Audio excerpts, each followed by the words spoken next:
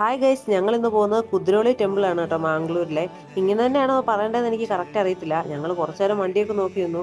അത് കഴിഞ്ഞ് ലാസ്റ്റ് ഒരു ഓട്ടോ കിട്ടി കേട്ടോ. ഇവിടെ വരുന്ന പല ഓട്ടോയിലും ഗൂഗിൾ പേ ഇല്ലാത്തതുകൊണ്ട് കയറാനും പറ്റിയില്ല. അവസാനം ഒരു ഓട്ടോ കിട്ടി. അങ്ങനെ ഞങ്ങൾ ടെമ്പിളിന്റെ അവിടെ എത്തി. അടിപൊളി വ്യൂ ആണ് കേട്ടോ. സൺസെറ്റിന്റെ ടൈം ആയതുകൊണ്ട് തന്നെ നല്ല രസമായിരുന്നു ചെന്നപ്പോഴേ കാണാൻ വേണ്ടി. ശരിക്കും പറഞ്ഞാൽ അമ്പലത്തിന്റെ ഭംഗി കണ്ടിട്ട് പുറത്തുള്ള ഫോട്ടോ എടുത്തു കഴിഞ്ഞിട്ട് അകത്ത് കയറാൻ തന്നെ ഞങ്ങൾ ലേറ്റ് ആയി കേട്ടോ. എന്തോ ഒരു രസമാണെന്നറിയോ ഇതിന്റെ പുറമശം എല്ലാം കാണാൻ വേണ്ടി. ഈ വാതിലിന് അപ്പുറത്തേക്കുള്ളത് നമുക്ക് ഫോൺ യൂസ് ചെയ്യാൻ വേണ്ടി, ക്യാമറ എടുക്കാൻ വേണ്ടി ഒന്നും പറ്റില്ല കേട്ടോ. എനിക്ക് അതിന്റെ പേരെന്താന്ന് കറക്റ്റ് അറിയത്തില്ല. എന്തായാലും അതിനകത്ത് ഭയങ്കര രസമാണ് കാണാൻ വേണ്ടി, ഓരോ ദേവികളെയും ദേവന്മാരെയൊക്കെ. അതൊന്നും ഞങ്ങൾ ഫോട്ടോ എടുത്തിട്ടില്ല. അത് കഴിഞ്ഞ് പുറത്തിറങ്ങി പിന്നെ ഞങ്ങൾ അതിലെ കുറച്ച് നേരം കറങ്ങി തിരിഞ്ഞ് നടന്നു കേട്ടോ.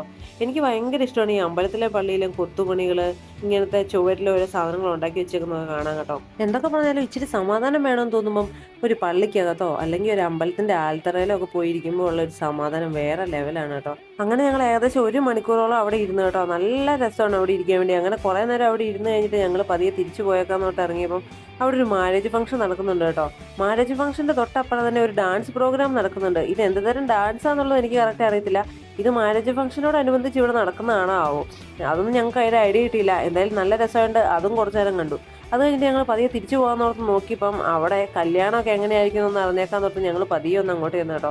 അവിടെ ചെന്ന് കഴിഞ്ഞപ്പോൾ അവിടെയുള്ള ചേട്ടൻ ഞങ്ങളോട് പാനിപ്പൂരി കഴിക്കുക എന്നൊക്കെ പറയുന്ന പോലെ ഞങ്ങൾക്ക് തോന്നി. അതുകൊണ്ട് നമ്മുടെ നാട്ടിൽ പലതരം വെൽക്കം ഡ്രിങ്ക്സ് ഒക്കെ കൊടുക്കുന്ന പോലെ ഇവർ കൊടുക്കുന്നത് പാനിപ്പൂരിയാണെന്ന് കേട്ടോ തോന്നുന്നത്.